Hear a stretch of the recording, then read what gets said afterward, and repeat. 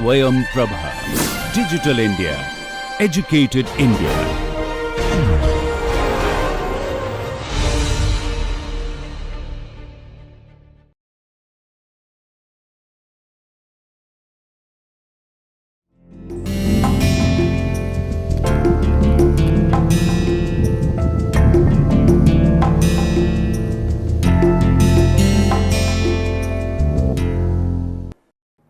Welcome dear learners to the another session of International Business Management. I am Dr. Manisha Goswami, Assistant Professor at Institute of Business Management, DLA University, Mathura. Today we are going to start with lecture number 13, and this lecture will be discussing the foreign exchange risk and the various management techniques which one can apply in order to overcome the foreign exchange risk. Let's look at what we did in the previous lecture, then we will begin with the lecture number 13.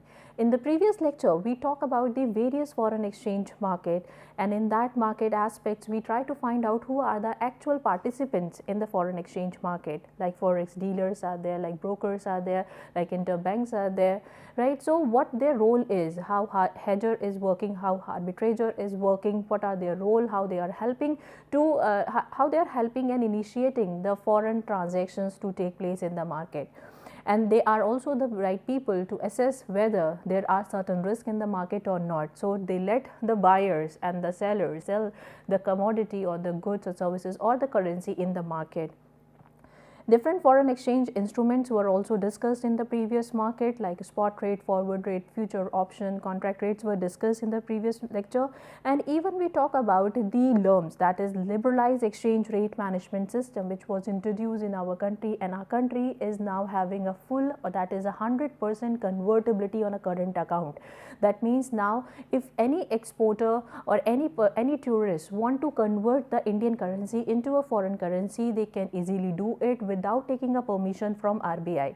If they have to take the permission of the RBI, that means there is no full convertibility. Initially it was 40-60%, later it become 100%. However, the capital account control is still there in the government. After seeing, though government was interested to go for the 100% convertibility even in the capital account, but after seeing the crisis in the Mexican city, and they thought to keep on thinking about this capital account convertibility and keep the idea or the proposal in the cold storage. Now they are still finding correct time and the measure to come up with the capital account convertibility in the near future. So far it is not so. So far Indian government is having 100% current account convertibility, where you can convert the Indian currency into the foreign currency without the permission of the RBI.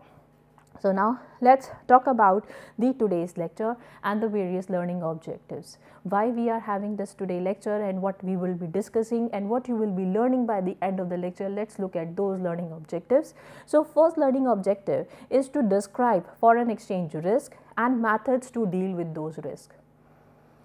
Second learning objective is to explain the meaning of transaction exposure and hedging techniques that are used to handle it. Third learning objective is to describe the meaning and methods of managing translation exposure and different techniques that a person can use to overcome the translation exposure in the market. Fourth learning objective is to narrate the meaning and strategies used to reduce economic or operating exposure. So let's begin with today's lecture and let's have an overview of the foreign exchange market.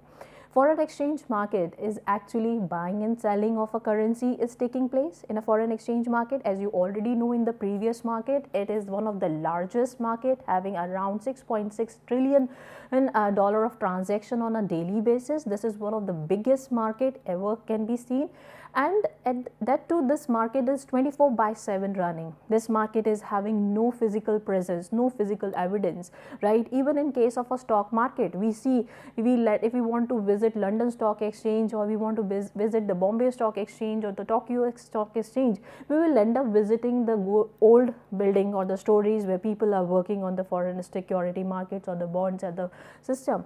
But here in this case of the foreign exchange market, there is no physical evidence. It is taking place over the counter, through telephonic conversation or through fax, email, such kind of transactions are taking place. So foreign exchange is like a market which is present 24/7. It is a market of largest buyers and sellers are taking, largest selling is taking place, or it can be considered as a largest market. Just imagine $6.6 trillion of transaction is taking place on a daily basis. Not on a monthly, not on a yearly, on a daily basis. So such a big amount of transaction is taking place through this foreign exchange market, and that too without having any physical presence. They don't have any physical presence. That transaction all is getting possible through OTC, that is over the counter, and over the counter actually functions through telecommunication or through fax or email. The people are interacting on with the good information system and the communication system they are making use of to make the deals finalized. Now let's get into the current lecture. Here in this lecture we need to talk about the foreign exchange risk.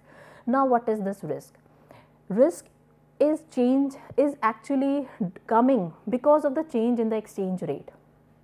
If there is a change in the exchange rate and I am assuming that there will be no change and the change happen, that means I am exposed to certain risk. Today I am finalizing a deal where, just for example, if I am assuming that $1 is equals to 40 rupees, that's a hypothetical assumption. Currently it's 74 rupees, but just hypothetically if I am assuming that today the price of the US dollar is $1 is equals to 40 rupees. I take the decision and I go for the spot rate. But what happens if the price of this is going down? If the price of this will go down, then you as exporter, how much you will be suffering, and if you are the importer, how much you are going to suffer. So as an importer you will be benefited, but that benefit is you are going to lose that benefit. But as an exporter, you have set the deal for some thousand commodity at the rate of $1 equal to 40. So you will be getting the money 40,000 at the end. So you are happy with this idea.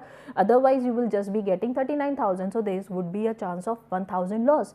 So you as an exporter would be very happy with this idea of fixing the price. So this is what you try to hedge. You try to overcome the certain risk which are prevailing because of the exchange rate fluctuations in the market. There is no fixed currency, right? Today 74.28, tomorrow it may be 74 and 74.01. So there is going to be a significant loss, and just few points of depreciation or appreciation results into million of benefit or million of loss, because people are not transacting or doing the business for just one commodity or two commodity. They are making transactions in trillions and billions and million. Then in that case, if there are just slight few points of variation also is going to impact heavily on a particular organization, right? So for that we need to know the risk. We need to understand how to handle this exchange rate fluctuations in the market, because we cannot say that we cannot do business because it is highly unpredictable. We have to do the business, that's for sure, but assessing and predicting the exchange rate fluctuation is the part of managing foreign exchange risk, right? So in this chapter and this particular lecture, we will be talking about how you are going to manage the foreign exchange risk, right? So let's look at the second paragraph and understand the meaning of it. Exchange risk is a potential gain or loss that result from change in the exchange rate. This is what I just told you. An uncovered claim, maybe your receivables is called a long, and uncovered liabilities, maybe your payables, whatever the amount you have to pay and which is still not paid is going to come in the form of the short. So it is termed as short. Your liabilities, that means your your payables, whatever the amount you have to pay to the foreign market or the host market in the foreign currency, is going to be termed as a short. And whatever the money you have to receive, your receivables may be coming from some of the people who have imported the goods from you, or you being the exporter, you have to receive certain amount from your importers or the client in the foreign market, then it is going to come under a long. Now, if all the exchange rates are fixed, which is absolutely impossible because market is highly dynamic, ever changing, in every second there is a change in the currency taking place, right? Maybe just 0.01% appreciation or maybe 0.001 depreciation, whatever, but every moment the market is changing, right? So it is not at all possible to fix the exchange rate. So let's look at the hypothetical imagination. If all exchange rates are fixed, let us assume all the exchange rates are fixed, then there is no problem of the foreign exchange risk. If it is so, then there will be no such problem of foreign exchange risk. So if all exchange rates were fixed in relation to one another, then there would be no foreign exchange risk. So obvious, as exchange rate are fixed, there will be no risk, because risk is only because of the fluctuation taking place in the exchange rate. Today $1 is 74.08, then tomorrow it may be 73.01. So if I have fixed the deal at 74.01, then I as an exporter would be very happy, but you as an importer would not be happy with this idea, right? So however the rate are not fixed and currency value change frequently, a change in exchange rate can result in different exposure for a company. Now let's look at the various kind of the foreign exchange risk, right? As you already know, what is foreign exchange risk? Foreign exchange risk is actually arriving or coming up because of the fluctuations in the exchange rate. So what can be the probable risk and how we have to handle those risks? So before knowing how to handle, let's try to know what these transaction exposure are, what these translation exposure are, what these economic exposures are. So let's begin with the first foreign exchange risk, that is transaction exposure. Transaction exposure is a kind of a risk when you are anticipating certain changes in your cash inflow or the outflows, right? You are anticipating some changes are going to happen in the cash inflows or the cash outflows of your organization, of your company, because of the fluctuation in the exchange rate. So if you are anticipating certain changes in the cash outflow or in the cash flow, then it is going to be a part of the transaction exposure. Here it is mentioned that as subsidiary of multinational enterprise are based in different country, the transaction exposure are studied in terms of the consolidated net exposure. That's very true. Hedging technique are used to minimize the exchange rate risk by buying and selling the currency in the foreign exchange market. So this is one of the technique which is going to make use in order to overcome the transaction exposure. Now let's try to first understand what exactly the transaction exposure is. For your better understanding, let's take an example here, and let's, for example, there is an American airline, right? An American airline has decided to buy they decided to buy 10 aircrafts. What they decided to buy? 10 aircraft, and the cost of the 10 aircrafts are into some euros, that is 100 million. That is in the euro, right? And here the cost, this is just the cost of one aircraft. So in case of the 10 for the 100 euro, let us calculate it, and it is going to be 1 billion euros, right? So it is going to be 1 billion in case when the one aircraft is costing 100 euro, right? Then in case of the 10 aircraft, it is going to cost 1 billion euro, right? And at this point of time, 1 euro is equals to $1.5, right? Let us assume that it's an American company and they are finding that 1 euro is equals to $1.5. So in that case, if this 10 aircraft is going to cost 1 euro billion, then they will be converting it into US dollar, and it is going to come out to be this $1.5 billion. So that means airline company has to make this payment of $1.5 billion, right? Because of the current rate, what is prevailing in the market, that is 1 euro is equal to $1.5. Today we are fixing a deal and I get to know that I have to make the payment of 1.5 billion. But because of this transaction exposure, what happened? If this price, the value of the dollar depreciate against the euro, then what is going to be the situation? Say for example, 1 euro equals to $1.875. That means there is an appreciation in the euro value and there is a significant depreciation in the value of the dollar. Earlier you were making payment of $1.85 billion. Now you have to make payment of $8.75 billion. Right? You have to make this much of payment. Right? That means how much you are paying more? 1.75 minus 1.5, that is making around 0.75. This much of billion amount you are paying extra. If this kind of depreciation you have assessed well that there is a possibility of depreciation in the US dollar, then I should go for the spot rate. I should fix the price of in the current date, because I know there is going to be a depreciation in the value of the US dollar against the euro. And see, if as they are dealing in millions and the billions, even a slight change in the valuation, it has impacted around $0.375 billion, which is a significant loss because of this transaction exposure. So there are certain techniques which the different foreign exchange dealing people, or the people who are dealing with the foreign exchange market, they make use in order to overcome this problem.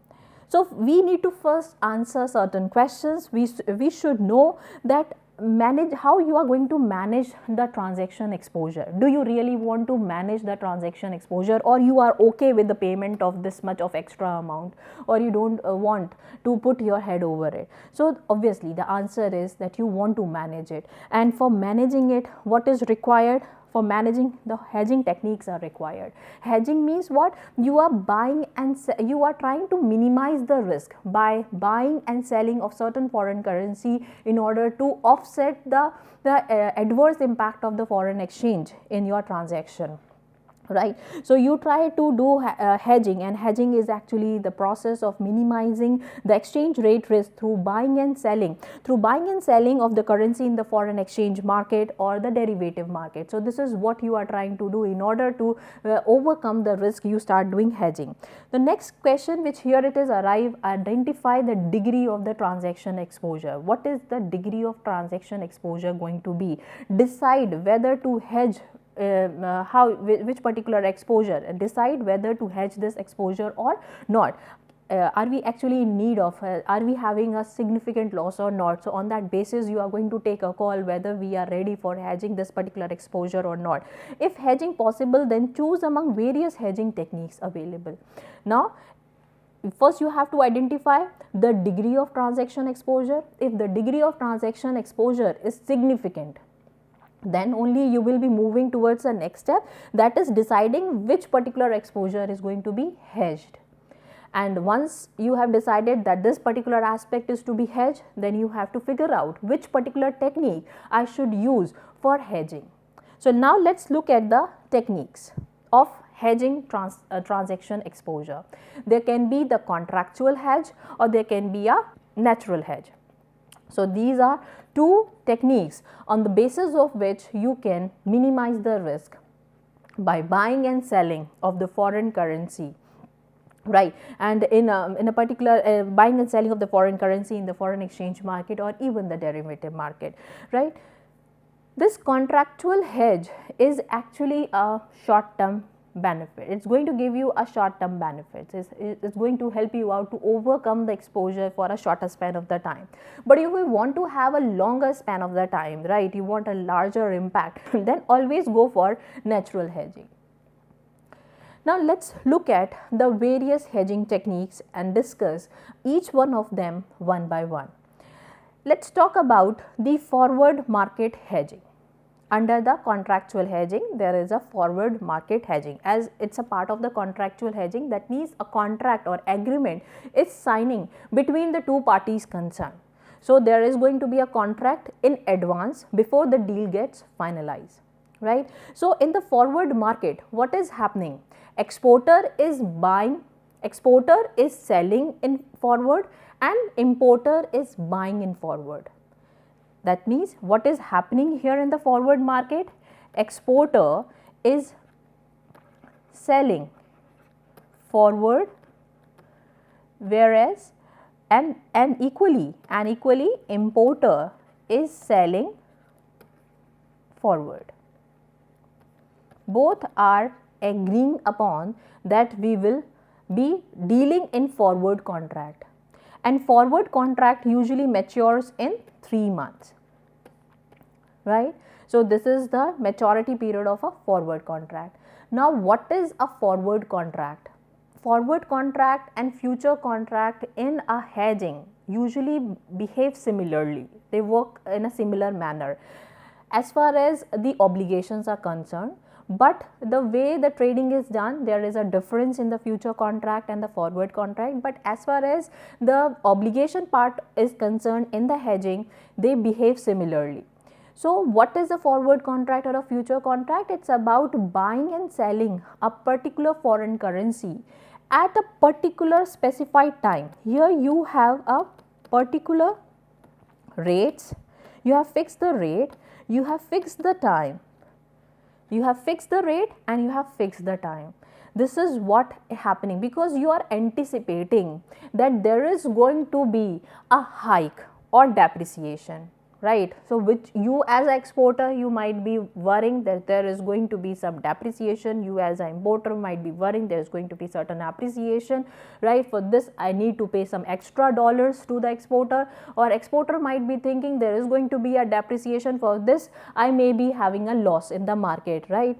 So what you try to do, you try to become a forward contractual. You set the forward contract, you fix the rate and you fix the time, and the export proceedings will take place within by the 3 month, that is the maturity period of the forward market hedge.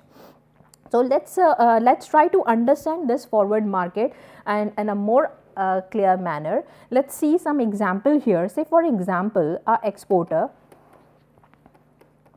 what exporter is doing, he agreed to sell certain $1,000 of the jewelry, right? He agreed to sell certain $1,000 of the jewelry, right? And if in case there goes and they are going to have a forward contract for this. Forward contract is going to be for the 3 month, right?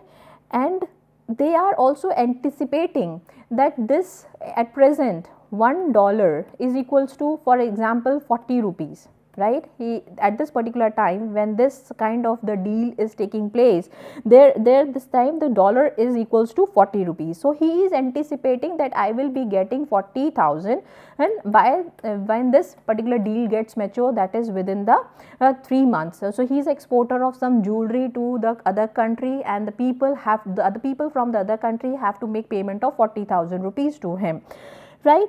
And if in case there is a downfall in the currency, like $1 become 39 rupees, then he will be benefited. So with this kind of the forward contract, the exporter will get benefited, and if they have fixed the price, they are trying to overcome the risk. The vice versa is also possible. If $1 goes to 41 rupees, so it may affect the exporter, right? It is going to affect even the, if it is going down, this is going to affect the exporter, and if it is going up, it is going to affect the importer. He has to pay 1,000 more, right? So here what is it is clearly stated. So it is better to minimize the risk of the market, because it is not clear whether the price will go up or whether the price of the dollar against the Indian currency will go down.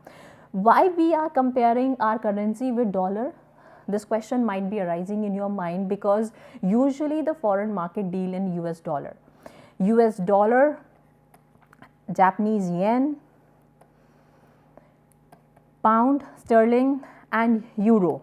These are considered to be the these are considered to be the universally acceptable foreign currencies, and and if you are carrying the US dollar with you, and if you are carrying US dollar with you, it become quite easy to do the transaction because it is more universally acceptable than any other currency. Thereafter comes the euro. So first is this, second is this, and third is this, and the fourth situation is this, right? So the people have if you are carrying a US dollar with you, it become easy to do the transaction in the foreign market. That's why we are trying to see the value of your home country currency, that is INR, against the US dollar, right? Because every transaction would be taking place in the US dollar. Until unless the government of your country has a deal, right? Here in case, as we are the highest importer of petroleum products, India is importing petroleum products from whom? Iran, right? So if any petroleum product would be imported from Iran to India, the transaction will take place in INR. This is the deal which Indian government has recently signed with the Iran. Because of maximum importing of the petroleum product, maximum of our foreign reserves were going to Iran, because of which our economic situation was struggling very badly, right? We are still a developing nation after, right? So it's still, despite of all the continuous effort, maybe from the past 75 years, right, despite of all the continuous efforts, we are still a developing nation because maximum of the commodity we are importing in the form of the petroleum product are we are making payment in the form of the US dollar. So recently government has made a agreement between Iran, and they make it clear that whatever the petroleum product we would be buying from you is going to be in the form of the INR, not in the US dollar. So this is further going to strengthen the economy and help in valuation of the currency against the dollar, right? So here we are trying to understand the forward contract rate, right? And this forward contract rate is helping us to understand that here exporters are selling forward and importers are buying forward, because both are not clear whether there is going to be appreciation or depreciation in the foreign currency. So it's better to play the safe game and fix the rate at which you are agree and I am agree. So they fix the dollar rate against your Indian currency, and where both the parties agreed upon. So that's how they try to overcome the risk of depreciation and even the appreciation. Next is the future market hedge. Future market hedge is here in this case of the future market hedge, what you are trying to do, you are trying to again assess the future market. You are trying to assess that how this particular market is going to behave in the coming year. So if you get to know that market is going to appreciate, then you are going to take a call today itself, because I just told you that forward and future behave in a similar pattern in the hedging system, but the way they are trading is going to be different. Yes. So far we have understood the forward market hedge. Let's move to the future market hedge. As I just told you, future and forward market are going to behave similarly in the hedging system, right? Though in as far as the obligation is concerned, but the way they are trading is going to be different. Now let's move to the next contractual hedge, that is option market hedge. In a option market hedge, what is going to happen? The importer is going to buy call option and sell put option, and vice versa is going to happen. This the opposite is going to happen in case of the export. What is going to happen? The exporter is going to buy put option and sell call option, right? Importer is going to buy a call option, sell put option. Exporter is going to buy put option, sell call option. Now let's try to understand with this an example. Say for example, importer is buying certain goods or services at the rate of $50,000, right? Is buying certain commodity, and importer is making this decision of buying this at the rate of $50,000. And all of a sudden he start realizing the market is appreciating, the dollar price is going up, there is going to be a hike in the dollar price. So today if the dollar price is your 40 rupees, then and it is going to appreciate to 41 or maybe 40.5, whatever the appreciation is going to happen, immediately importer is going to buy a call option, immediately buy this, because he is anticipating there is going to be a hike in the dollar value against your Indian currency. So they are going to immediately call a buy a call option. Another one is a money market hedging. What is this money market hedging? Is actually if you are taking a money market position. What you are doing? You are trying to take a money market position in order to in order to secure or in order to understand your future payables and receivables. In a money market hedging, you are taking a money market position to ensure the future payables and your receivables. Say for example, you are the importer and you have to import certain commodities from outside, and you have to make certain, you as an importer, you have to make certain payments, right? You have to make certain payments. That means you and you don't have a sufficient fund with you. So what you will be doing? You will be borrowing the money, right? Because in a money market, say hedging, what you are doing? You are taking up a market position. You are actually taking up, you are just taking a money market position. And in this, what importers do, if importers has certain payables, importer has to make certain payments and he don't have the money, then they are going to borrow the money. They will be borrowing the money from the local market, and after borrowing that money from the local market, they are going to convert that money into the desired currency, in which particular form they have to make the payment to the, say support exporter is in Japan and importer is in India. So Indian importer is borrowing the money in the Indian currency form, INR, they are purchasing in INR, and then they have to convert into Japanese yen. And after converting it to Japanese yen, they are going to invest it till the time coinciding with the payment date. This is what known as money market position.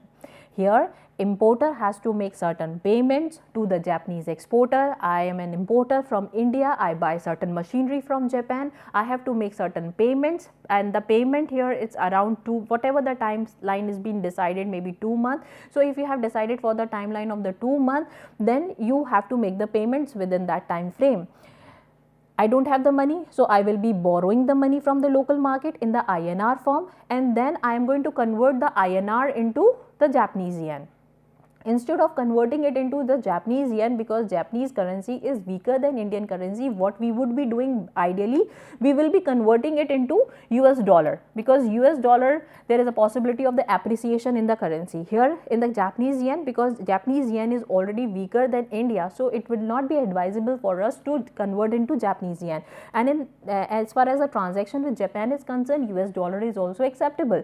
So you can convert your currency into US dollar, and then you are going to invest your currency till the time coinciding with the date of the payment.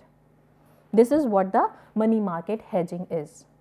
I hope this contractual hedging is clear. Now let's move to the natural hedging. Natural hedging can be of two types. One is the lead, second is the lag. Now let's try to understand what lead is. You try to lead, you try to adopt the leading strategies. And how you will be adopting the leading strategy? Say for example, you are anticipating there is going to be a depreciation in the value of the currency. So, and if you have certain receivables, you have to receive certain foreign currencies. So, you are going to lead and ask for the collection of all the foreign currency receivable in advance before that depreciation take place in the foreign currency. On the other side, if you are anticipating there is going to be a appreciation in the value of the currency and you have certain payables to made to the foreign people, then you will be making an advance payment before the due date, because you are anticipating there is going to be appreciation, and if appreciation happen and then you will make payment, then your amount of payment has to be large, has to be different. So instead of bearing the loss of the appreciation in case of your payables, you will be making an advance payment, or in case of a receivables, you will be, if they are finding there is going to be a depreciation, so you will be asking the people to collect the receivables in advance, because you are anticipating that US dollar is going to go down. So before it go down, whatever the early price was or the current price is, just give me the money. So this is a leading strategy. This is how you try to minimize the risk of the foreign exchange. Second is the lag. Lag means delaying. You are delaying because you are anticipating the currency is going to get appreciated. Today US dollar, say for example, I am just hypothetically assuming today US dollar is 27 rupees, right? And what I am finding that tomorrow it is going to be 28. So I'll delay the collection of receivables, because today is 27, but I am finding it is going to increase by tomorrow with 28. So let's delay the receivables. Let me ask the people to pay me the receivables by tomorrow, not today. On the contrary side, if I am having a situation of the payable and today this $1 as it is going to go down, then today is 26 and tomorrow is going to be 25 INR, then in case of my payables, what I'll do, I'll further delay my payment on the stipulated date. Instead of that, I'll make payment tomorrow, because today is 26 rupees and I have to make certain payments to you at the rate of the 26 rupees. So I know that tomorrow is going to go down further 25 rupees, then I have to pay less. So I am going to delay my payments to you. This is what the lag strategy is. That is delaying on the basis of appreciation and depreciation of the currency, and US dollar is considered as a universal transaction mode. Next is the cross hedging. Cross hedging is also known as proxy hedge. Why it is known as a proxy hedge? Because here what used to happen, the particular currency that you want to hedge, it cannot be hedged.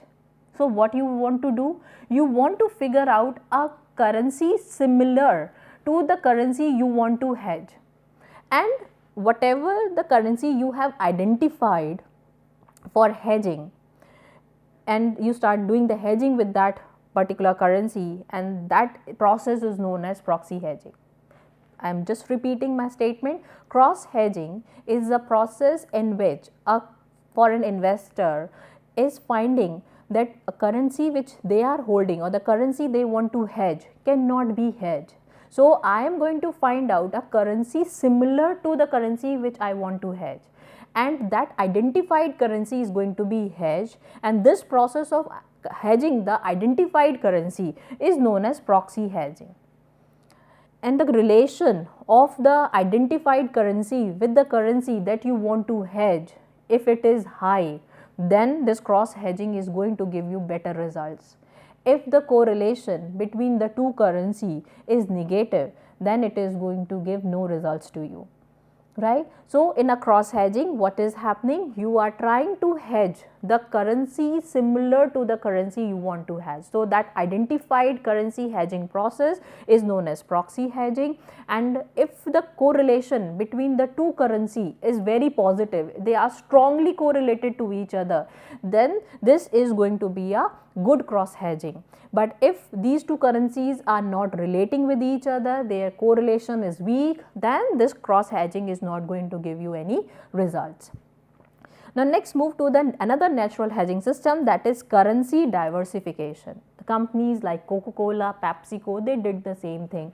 They start expanding their business all over the world, right? And not into a country having similar currency system. Similar currency system means if the value in a particular currency is going to go down, is going to also affect the currency valuation of the other currency, right? Say for example, if the Indian currency is going down, it is going to affect the Nepal economy also. So that is that kind of related currency they don't want to invest in. They are rather investing into different parts of the country, because every country is having their own currency and they are having their own valuation system. So if I will be diversifying my business into various or different currency, foreign exchange risk is for sure going to go down, right? If in case there is a bankruptcy like in a Greece or the Venezuela or the Mexico and the earlier, it has not affect solely the Coca-Cola, because their sole business is not only in Mexico, their sole business is not only in Greece, or their sole business is not only in Venezuela. They are having a business in different parts of the country in the world.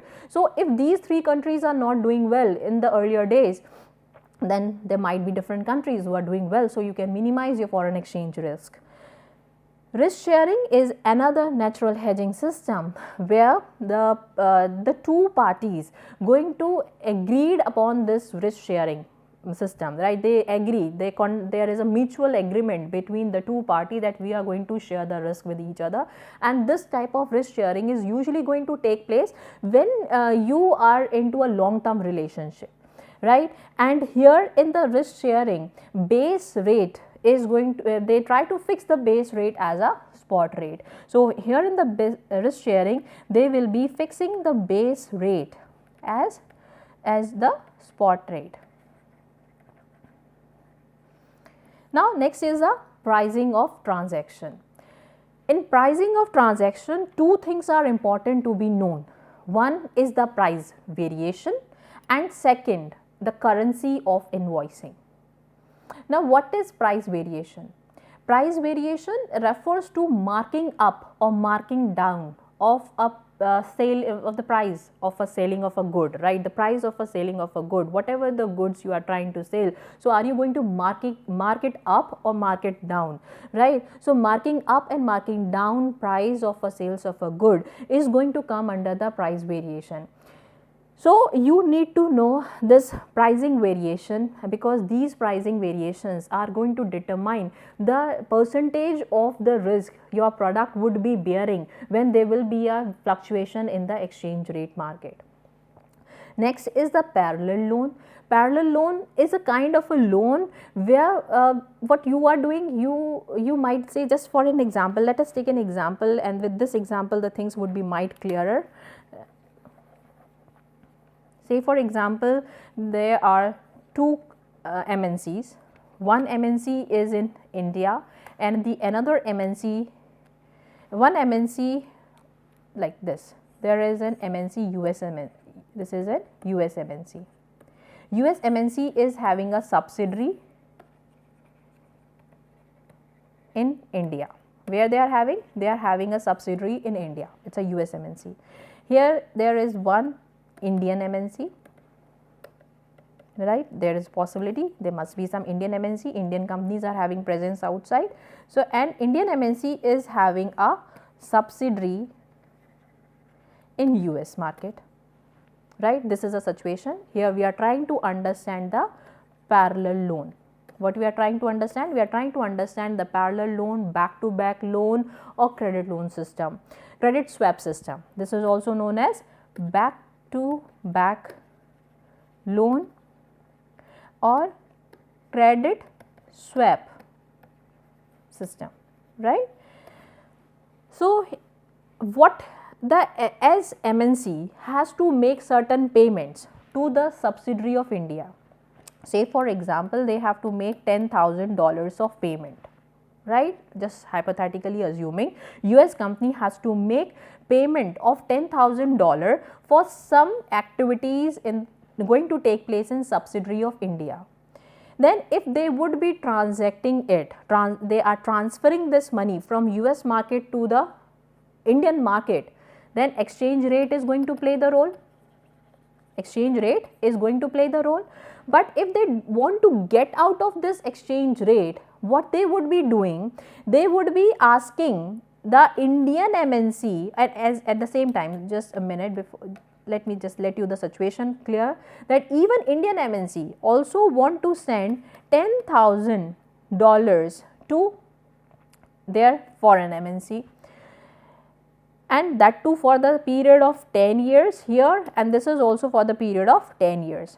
So this commonality is must before the parallel loan to take place. So let us first understand certain assumptions that there are two MNC, one MNC is in US, another MNC is in India, and US MNC want to extend certain amount of money to their subsidiary in India, that is 10,000 for the 10 year. Similarly, Indian MNC also by chance want to extend $10,000 for 10 years to their subsidiary in US. So this commonality has to be there for making the parallel loan possible. So now what US company would be doing? US company would be asking the Indian MNC here to make the payment of $10,000 to them on their behalf for 10 years. And what they will be saying in this agreement, that I will make the payment of 10,000 to your MNC in the US. You make the payment, you Indian MNC make the payment to my subsidiary in India of $10,000 in for 10 years, and I will make the payment of your subsidiary in US at the rate of $10,000 for the 10 years. Now there will be no foreign exchange. Within the country transaction is taking place. So there is no involvement of foreign exchange. As there is no involvement of foreign exchange, what is going to happen? There will be no foreign exchange risk, and within a stipulated time frame, both will be making a payment. The Indian subsidiary of the US company will make the payment back to MNC, and this will make the payment back to US MNC. Right. So there will be no transaction between the country. Within the country transaction is taking place. So but for this, important condition is similar amount need to be transferred for a same stipulated time to be transferred, and which is hard to find such company. So it is not much popular practice, right. However, credit swap system is a popular one, but this parallel loan system is not that popular. Next, moving toward the matching of the cash flow. Here you try to match all your inflows and the outflows, right, from all the country different currencies you are getting in order to assess and identify the exchange rate in the market. So far we had discussed that there are different transaction exposure. One is the contractual, another one is the natural, right. Contractual hedging system are short term, where in case natural hedging system is a more long term impact having, right. After this type of the transaction exposure, now we are heading towards the second type of the foreign exchange risk, that is a translation exposure. What is translation exposure? Here, if an MNC is having subsidiaries in multiple countries, and when they have to prepare the financial statement, they have to prepare a consolidated financial statement, and for preparing a consolidated financial statement, they will be calling the various subsidiary to submit their individual financial statements to MNC, and when these individual subsidiaries are going to submit their individual financial statement to the MNC, it is going to convert into the parent company domestic currency, and if there are certain variations in the currency taking place in the various subsidiaries, it is going to largely affect the consolidated financial statement of a country, right. So translation, that means you are translating your different subsidiaries financial statement into the domestic company, that means the domestic currency of a parent company. So that kind of translation is taking place, and if there are certain currency variation in the various subsidiary unit, so during the translation it is going to affect the foreign currency valuation of that MNC in the domestic currency. Now let us try to read the paragraph, and you will be able to understand what I just explained to you. An MNC prepare its final financial statement by consolidating all individual subsidiaries financial statement. A subsidiary financial statement is normally expressed in the local currency.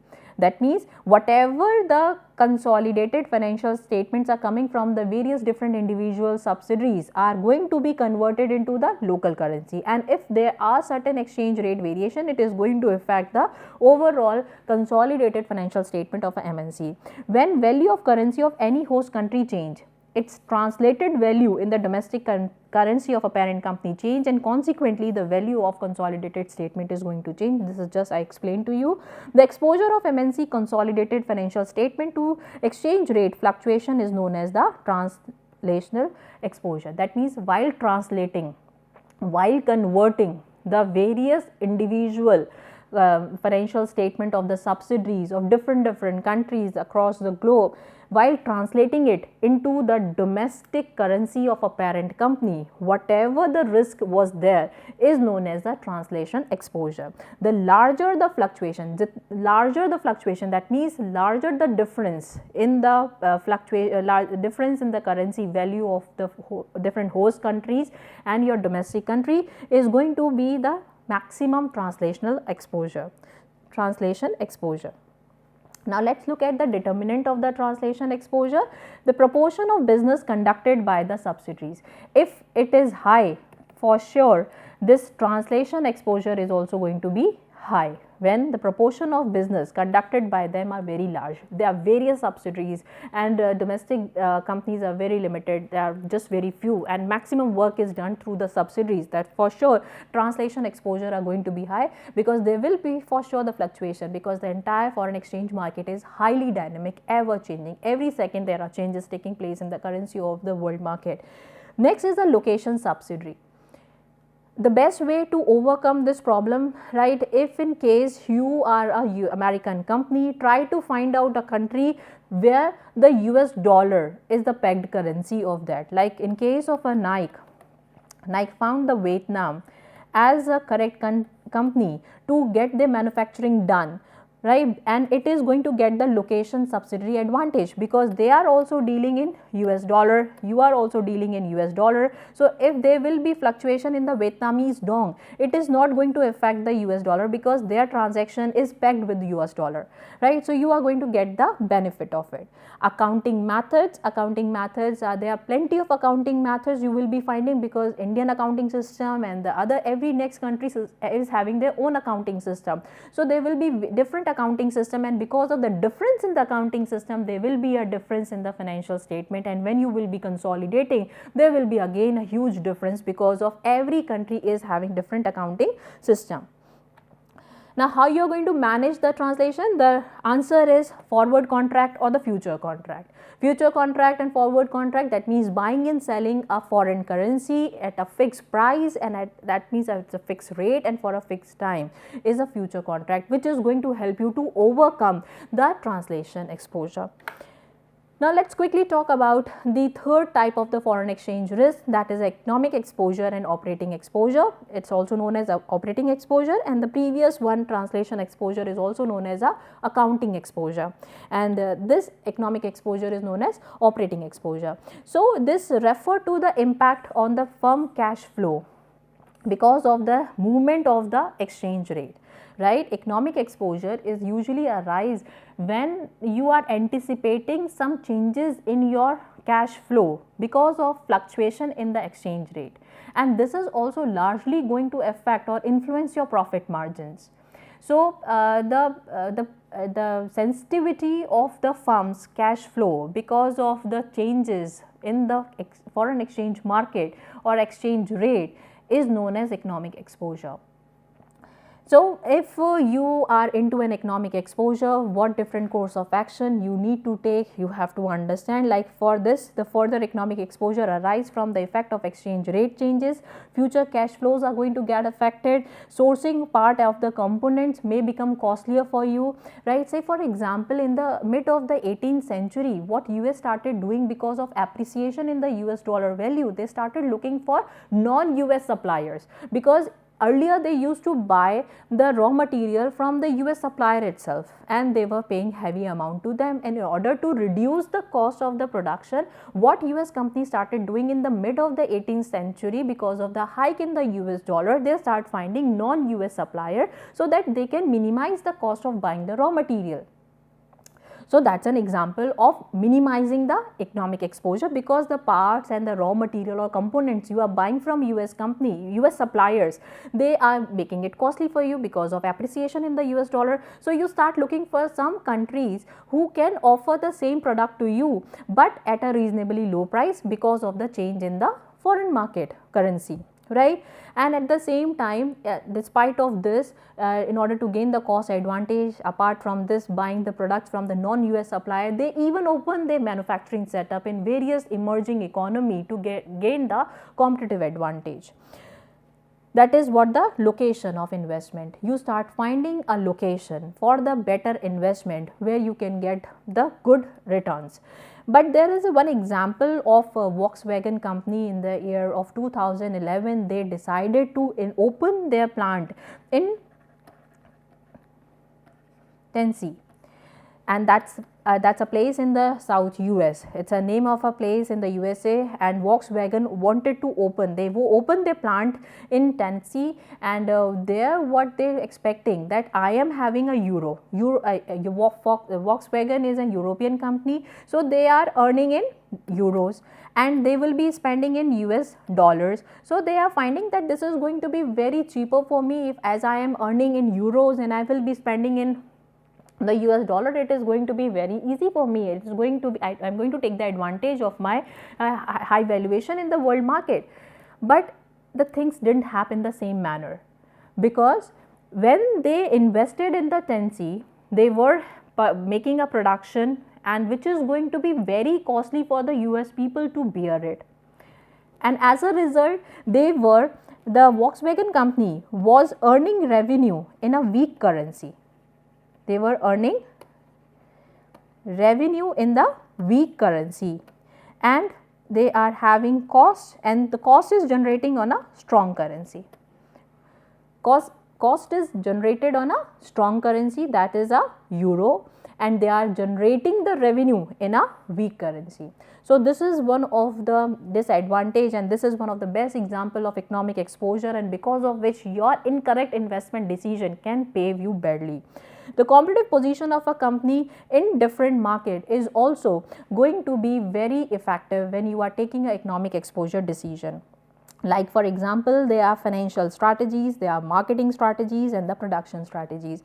As far as the financial strategies are concerned, right, these are the things with the help of which you can minimize your economic exposure. So you can find from where I can get the capital at comparatively low interest, right, or I can get the support from IMF or World Bank, maybe for the longer span of the time, like IDA may invest the money because they are investing or they are making payments for a longer span of the time, and that too without any interest. So how I can get my capital, right? Either I should go for debt equity, or I should go for debt fund or equity fund, or if my economy of the entire nation is suffering badly because of some natural calamity or some biological war or some other issues, right, then I should move for the IMF or the World Bank for getting the financial support. So these kind of the financial strategies you have to frame in order to minimize your economic exposure.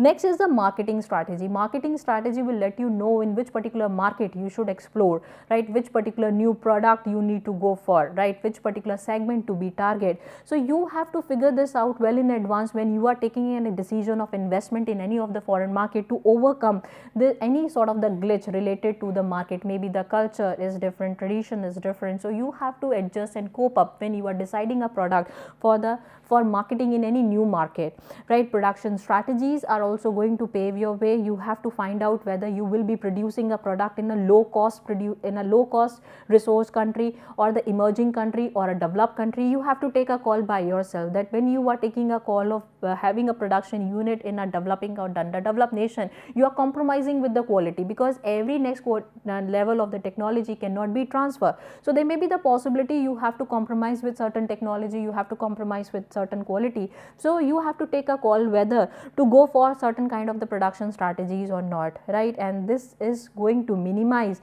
maximum of your economic exposure in the market, right? So now let's quickly review what different kind of the foreign exchange risk we had discussed today. In today's lecture, we try to understand that whenever you will be moving from your home country to the host country, no matter you are just a tourist or you are doing business, you are getting involved and you are going to get affected by foreign exchange risk, because every now and then, in every second, the exchange rate of the currency is getting changed, and because of the frequent change in the exchange rate, you are exposed to certain foreign exchange risk. And we also come to know about certain type of the foreign exchange risk, like transaction risk is there, translation risk is there, economic risk is there, and we also get to know about how these different risks are going to get managed. In case of transaction, there is a contractual mode and the natural mode to overcome the transaction exposure. In case of the translation exposure, forward contracting and future contracting is used to minimize the translation exposure. In case of the economic exposure, the financial, marketing and production strategies need to be defined in order to overcome the economic exposure.